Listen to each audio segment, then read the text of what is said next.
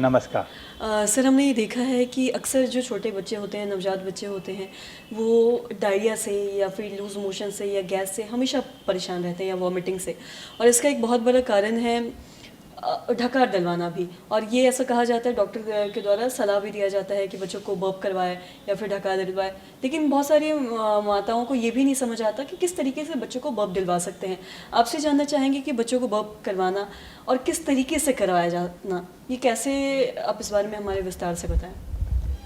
जी, आपने सही कहा कि नवजात शिशुओं में लूज मोशन यानी पतला पखाना और उल्टी बहुत कॉमन है।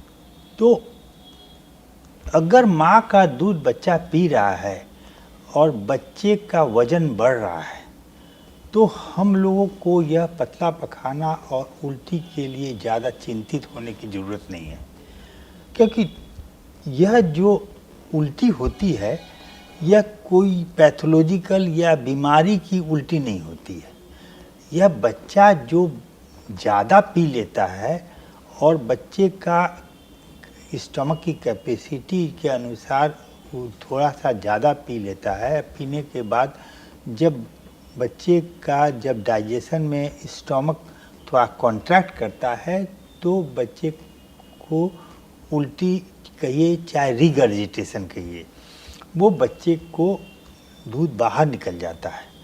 और कभी कभी तो प्रोजेक्टाइल वोमिटिंग होती है दूर से। लेकिन बच्चा का वजन बढ़ रहा है तो इसमें घबराने की ज़रूरत नहीं है। लेकिन इसमें आपने सही कहा कि बच्चे को दूध पिलाने के बाद ढकार निकालिए। तो बच्चा जब दूध पीता है तो उसके साथ साथ हवा भी उसके पेट में जाती है, जिससे कारण जब हवा बाहर निकलना चाहती है तो उससे बच्चे का जो दूध बाहर निकलता उसे हम लोग वोमिटिंग करते हैं।